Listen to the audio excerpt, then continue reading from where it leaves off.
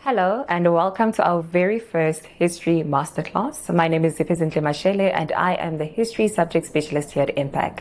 This episode will focus on the historian mindset, and basically here I'm trying to impart how you should think as a historian.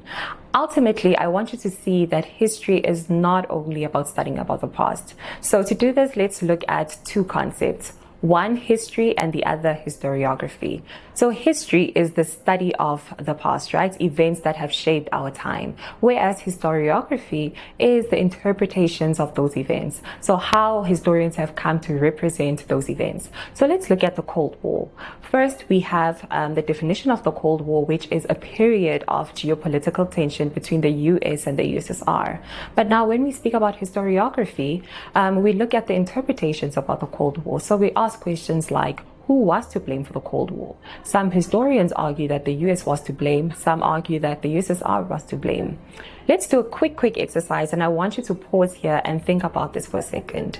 Think about the Russia-Ukraine war or the Israel-Hamas war.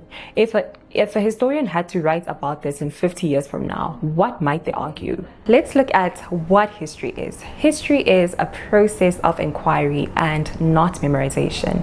So as a learner, you need to take an active learning approach where you ask questions, you gather evidence, you compile and interpret that evidence, and ultimately you form conclusions based on that evidence. So in essence here, you're acting like a detective where you're asking very pertinent questions such as what happened, why does it matter, when did this happen, and to what effect. I want you to consider this image, for example. This is an image of the 27th of April in 1994. As a historian, what kinds of questions would you ask in interpreting this particular event?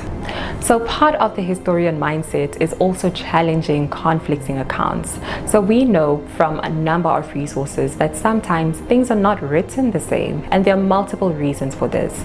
Sometimes historians come with different perspectives, different worldviews, different interests, and different biases. Sometimes power and politics come into play, wherein they influence how history is ultimately written. But also there is an element of the availability of resources.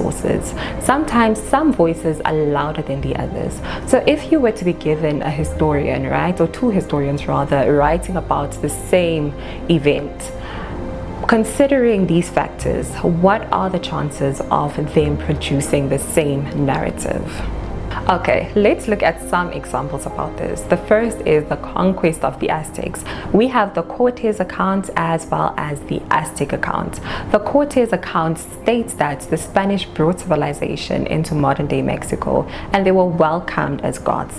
Whereas the Aztec account states that this did not happen that way. Rather, it was through deception and violence, and ultimately brought so much terror and destruction into the society. Or let's consider this other example, the Cold War. And here we ask, who was to blame for the Cold War? So we have three narratives here. The first is the US historian narrative. And here, the US states that the Soviet Union was to blame for the Cold War because they were aggressive and they had aggressive policies. Whereas the Soviet Union states that America was responsible for the Cold War. And this was because they had expansionist and global dominance ambitions. And we have a new revised historian narrative where they state that both parties were to blame here because both parties contributed significantly to how the Cold War played out. Or let's look at this third example, the Mfecane, or as we now refer to it as the times of trouble. So we have a traditional view where it was said that Shaka was the cause of the violence because of his expansionist ambitions. And now we have a revised account where historians state that no, this was exaggerated by colonial historians because they wanted to justify their land seizures. So the key takeaways I want you to take from this is that history is not fixed, and your role as a historian is to constantly challenge things, constantly ask these questions and consider multiple perspectives. I want you to consider these two final questions. So if you were to look at a current event, how does this kind of thinking help you navigate that current event? And the second question is, what historical event or narrative have you initially seen as simple, but now as time went on, you have seen that there's so many other multiple dimensions to it? Thank you so much for watching. Please like, comment, and subscribe. And also please be on the lookout for our upcoming masterclasses.